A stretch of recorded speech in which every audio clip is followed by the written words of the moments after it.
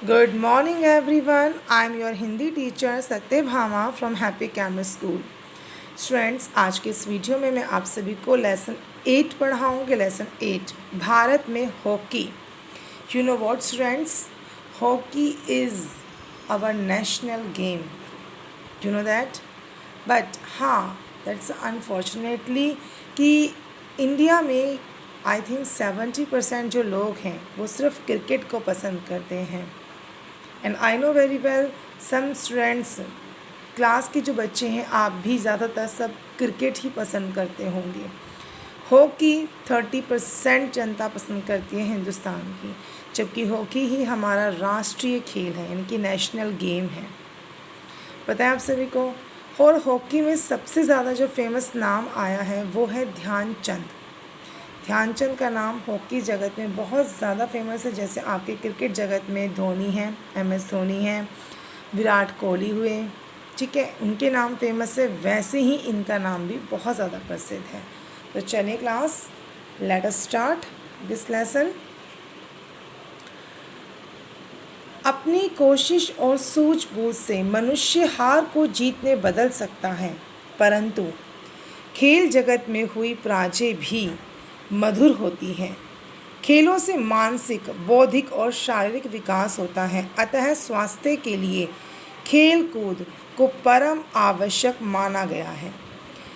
देखिए, जब हम इंसान किसी मुसीबत में होते तो अपनी सूझबूझ से हम अपने आप को मुसीबत से बाहर निकाल लेते हैं, और जब कभी हम हार रहे होते हैं हम खुद को जीतने बदल सकते हैं।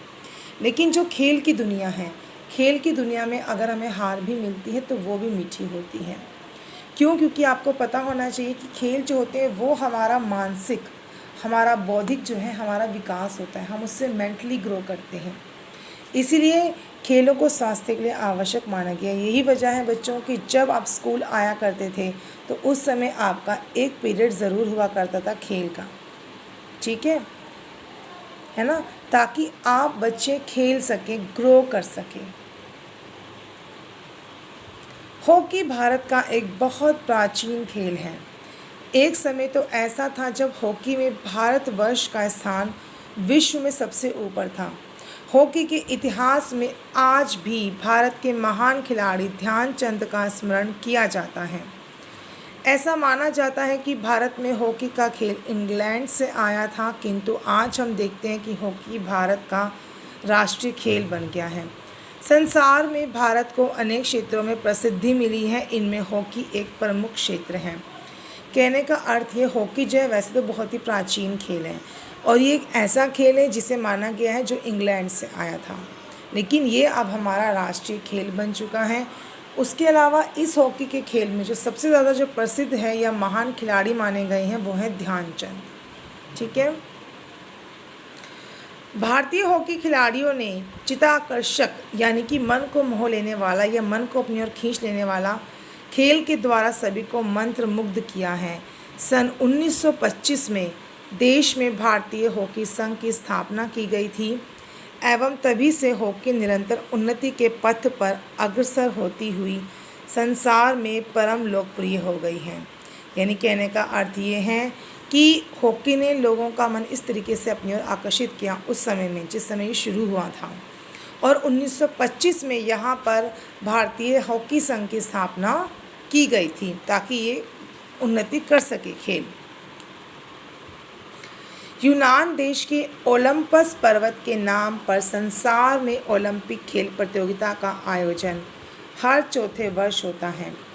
इस प्रतियोगिता में भारत के हॉकी के खिलाड़ियों ने सन 1928 ईस्वी से सन 1956 ईस्वी तक 6 बार विश्व विजेता होने का गौरव प्राप्त किया है।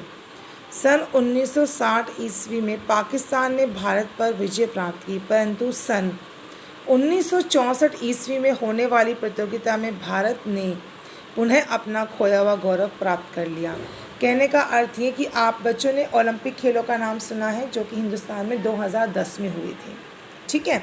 तो ये ओलंपिक खेल हर 4 साल बाद एक देश में होते हैं, और इसमें भारत ने भी पार्टिसिपेट किया था, यानी कि भारत ने भाग लिया था, और भारत 6 बार विश्व विजेता होने का, यानी कि वर्ल्ड नंबर 1 होने का उसने खिताब जीता था। लेकिन 1960 में वो पाकिस्तान से हार गया था। फिर 1964 यानी कि फिर 4 साल बाद 1964 में उसने अपना पुनः गौरव प्राप्त किया, यानी कि उसने दोबारा से 1964 में जीत हासिल की। ओलंपिक प्रतियोगिता में पहली बार सन 1928 में भारत हॉकी के मैदान में उतरा था। देखिए 1925 में तो भारतीय हॉकी संघ की स्थापना हुई थी और 1928 में भारत हॉकी के मैदान में उतरा था, यानी कि उसने पहली बार खेला था। प्रसिद्ध हॉकी खिलाड़ी मेजर ध्यानचंद ने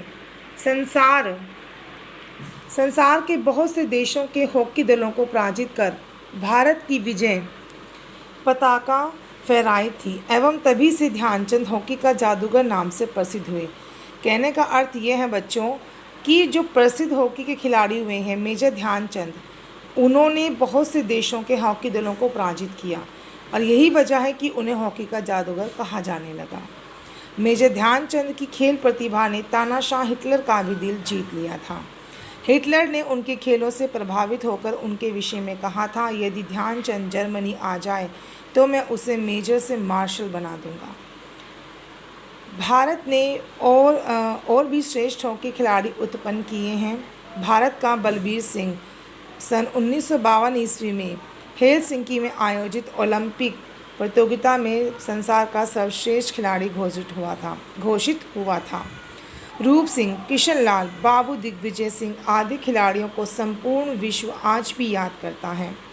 पिछले कुछ वर्षों में भारतीय हॉकी के विकास की गति धीमी पड़ी है। इससे भारत में इस खेल का भविष्य कुछ धूमिल सा हो गया है। कहने का मतलब ये है कि मेजर ध्यानचंद जो थे वो इतना अच्छा खेलते हैं कि नाम तो उनका ध्यानचंद था लेकिन वो मेजर थे।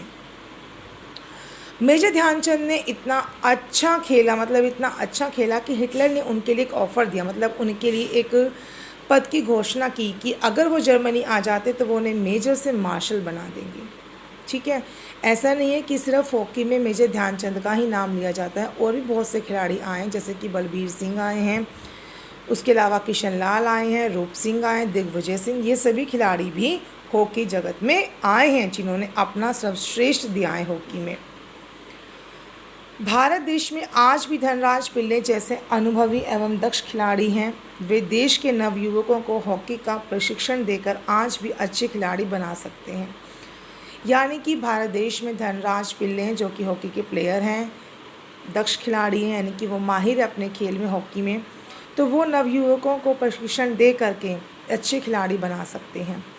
संसार में हॉकी अपने कीर्तिमान को बनाए रखने के लिए भारतीय विद्यालयों में हॉकी का खेल अनिवार्य कर दिया जाना चाहिए। इससे देश में हॉकी खेल विकास के साथ ही बालकों का शरीर भी हष्ट पुष्ट बनेगा। देखिए स्टूडेंट्स, ये एक सुझाव दिया गया है यहाँ पर कि हॉकी को और मज़बूत बनाने के लिए, क्योंकि हॉकी देखिए भारत का राष्ट्रीय खेल है, तो उसे और ज़्यादा मज़बूत बनाने के लिए विद्यालयों में हॉकी का खेल अनिवार्य किया जाना चाहिए। आपको पता है, देखो बच्चों, क्रिकेट खेलने माना खेल क्रिकेट भी है, शरीर तो उससे भी फुर्ती में रहता है, लेकिन आपको पता है हॉकी कैसा खेल है जिसमें आप लगातार निरंतर भागते रहते हैं गेंद के पीछे, क्योंकि आपको हॉकी स्टिक से उस गेंद से गोल करना होता है ना। तो इस तरीके से जो हॉकी खेलते हैं वो क्रिकेट खेलने वालों के मुकाबले ज़्यादा तंदुरुस्त होते हैं, क्योंकि वो ज़्यादा भागते हैं, एनर्जी ज़्यादा खर्च करते हैं, उनकी एकाग्रता उससे ज़्यादा होती है। क्योंकि देख क्रिकेट में क्या होता है बच्चों की, गेंद सामने से आ रही है, आपका फोकस सिर्फ गेंद पर आपको डालना है, लेकिन हॉकी में ये होता है कि आपके सामने गेंद है, आपको गेंद को बचाना है दूसरों से। सोचिए ज़्यादा फोकस कहाँ है हॉकी खेलते वक्त, क्योंकि आपको एक गेंद है, यहाँ गेंद है, आपको उसे बचाना है, आसपास और लोग हैं जो उसे हॉकी स्टिक से मार रहे हैं, आपको वो गेंद उनसे हासिल करनी है और तब आपको गोल दागना है। तो है ना फ़र्क। बट ये दुर्भाग्य की बात है कि हॉकी को इंडिया में लोग 30% लोग ही पसंद करते हैं। क्रिकेट के स्टेडियम तो फुल हो जाते हैं, लेकिन जब वो हॉकी खेली जाती है तो स्टेडियम फुल भी नहीं होते हैं। ठीक है स्टूडेंट्स, तो स्टूडेंट्स ये था आपका पार्ट 8 भारत में हॉकी एंड डायरी। यही रहेगी बच्चों कि आप सभी को लेसन 8 को अगेन रीड करना है, यानी कि all of you have to read lesson number 8। आज के लिए इतना ही। Thank you.